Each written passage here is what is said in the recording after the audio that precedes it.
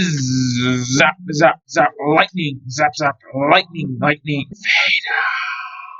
Hello everybody, it's me, the LEGO Dude, and in today's video I'll be placing every original 1999 LEGO Star Wars set from worst to best. In all we have 13 sets, and for 1999 most of them are actually quite decent. One or two of them actually still have basically the same design as the most modern version of themselves. Kicking things off in last place, we have the 7121 Naboo Swamp, which released on April 1st, 1999 for $10 with 82 pieces, and retired on December 31st, 2000. It has a top tier minifigure selection, however its build does not hold up well at all. Most of the other 1999 builds hold up decently either because they're just good sets or they're too small to really mess anything up, while this set is clearly from a past era of LEGO with all of the brick pieces. In 12th place we have the 7131 Anakin's Pod Racer, which released on April 1st, 1999 for $15 with 136 pieces, and retired on December 31st, 2000. The minifigure selection is okay in this set, but the build is below average. The build as a whole is just flimsy, and even with the tan structural support pieces it's still particularly fragile and doesn't even look that good. All of the printed pieces on it look great, and it has some quite complex detailing for 1999, but that still isn't enough to pull it up higher on the list. In 11th place we have the 7101 Lightsaber Duel, which released on April 1st, 1999 for $6 with 52 pieces, and retired on December 31st, 2000. There's not much to say about it, but for $6 in 1999 it has a cool little water vaporator build, and two of the most hyped up Star Wars characters of the time from one of the best scenes in the then new The Phantom Menace movie with Qui-Gon Jinn and Darth Maul in his speeder. It's not really good enough to be high on the list, but it's still a decent unexpensive set from the time. In 10th place we have the 7151 Sith Infiltrator, which released on April 1st, 1999 for $30 with 244 pieces, and retired on December 31st, 2000. The minifigure selection is lackluster, but the build is actually decent. It's blocky and the blue pieces make it clear it's from the first era of LEGO Star Wars, but it still represents the Sith Infiltrator decently well, with the only big distracting inaccuracy being the landing gear. In 9th place we have the 7110 Landspeeder, which released on February 22nd, 1999 for $6 with 49 pieces, and retired on December 31st, 2000. For 1999 it genuinely looks great. Luke's Landspeeder works very well being translated into LEGO, with the entire basic front structure and engines being represented extremely well. The minifigures as well are accurate to the scene. Next up in 8th place we have the 7171 Mos Espa Pod Race, which released on April 1st, 1999 for $90 with 896 pieces, and retired on December 31st, 2000. It has the same Anakin's Pod Racer as the set we talked about earlier, but the other two Pod Racers actually look good. The tan structure pieces stand out and the builds are kind of flimsy, but other than that they're both detailed and built quite well. The side builds and minifigures are good as well, with the only outright bad minifigure being Gasgano. In 7th place we have the 7111 Droid Fighter, which released on May 17th, 1999 for $6 with 62 pieces, and retired on December 31st, 2000. There's not much to say about it since it's just a small droid fighter, but with it being relatively easy to translate into LEGO, it was quite simple to make it look good. With the printed pieces and the head and legs all being able to turn like the actual droid fighter as well, it definitely deserves to be up decently high on the list. Next up in 6th place we have the 7128 Speeder Bikes, which released on March 1st, 1999 for $10 with 93 pieces, and retired on December 31st, 2000. The build is decent, but the main great part of this set is the Speeder Bikes, which are both amazing. The minifigures are also good, but the Speeder Bikes really up the quality of the set as a whole. Breaking into the top 5 we have the 7141 Naboo Fighter, which released on April 1st, 1999 for $20 with 179 pieces, and retired on December 31st, 2001.